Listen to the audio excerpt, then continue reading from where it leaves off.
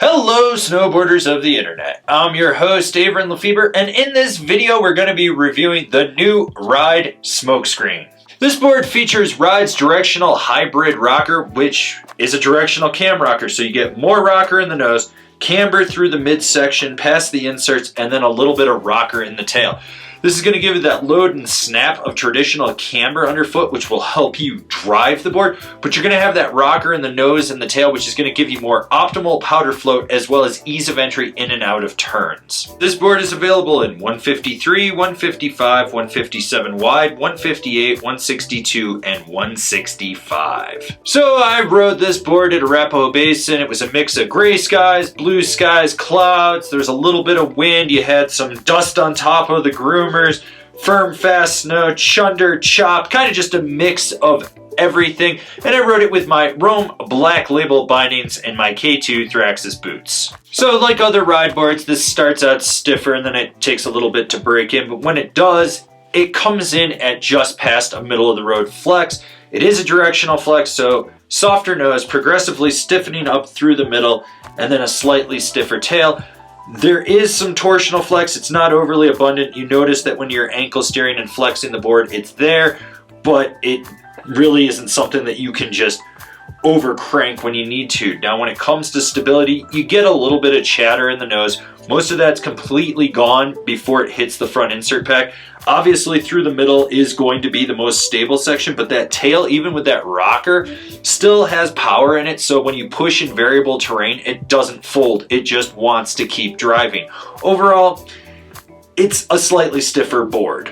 When it comes to the snap of this board, this is where it truthfully shines. That camber section of the cam rocker is really easy to load up, and it activates that tail rocker so it becomes a springboard. This board will launch you further and higher than you thought with it.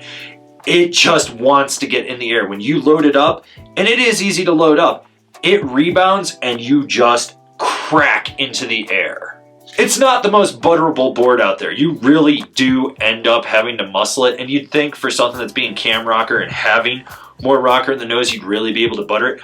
Nope, you're leveraging all your weight out on it and really pushing into it, and it's fighting you the whole time, and you're gonna get some really crappy looking butters. And with the tail, it's even stiffer. So you're basically sitting on it with all your weight, and all it wants to do is put itself back down on the snow. Realistically, you need to find some steep terrain with some fresh pow and really manhandle this thing to get an optimal butter. Nothing wrong with that, just saying that's how it is. When it comes to carving, this is where this board gets unique.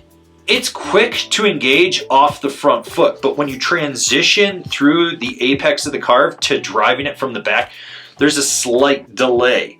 Now, with the way the shape of this board is, the camber profile, the flex pattern, it's really designed to be driven outside the back foot. When you steer it from inside the back foot, that's when you start to notice some issues with it. Overall, you need space to really crank this thing on edge. It's one of those boards that wants to do long swooping carves. Sure, it can handle those tight, quick ones, but you gotta understand how to finesse this board. It really rides like two different boards, so you have to be somewhat aware of how you're gonna drive this thing, how you're gonna push it, and just understand that if you're one of those guys that's very back foot dominant, you're really not going to notice any of these issues. But if you actually know how to turn a snowboard and engage off your front foot, yeah, that's when it's going to just be one of these things where you're like, wow, this is completely different. So when you engage off the front foot, it's quick and nimble. But as you transition and drive that apex of that carve, like I said, it hits a delay, and then it changes the whole dynamic from inside the back foot back through the tail. Who's this board for? The all-mountain freeride guy, someone that wants something a little more directional. So Ride classifies this as their all-mountain freeride board that can do everything from backcountry, POW, groomers, and park. Don't waste your time on the park. I tried. It was a waste of time. That's not what this board is for. This board is more of that freeride board. It's a more approachable berserker in my opinion. It's got great snap, good side cut, good flex pattern.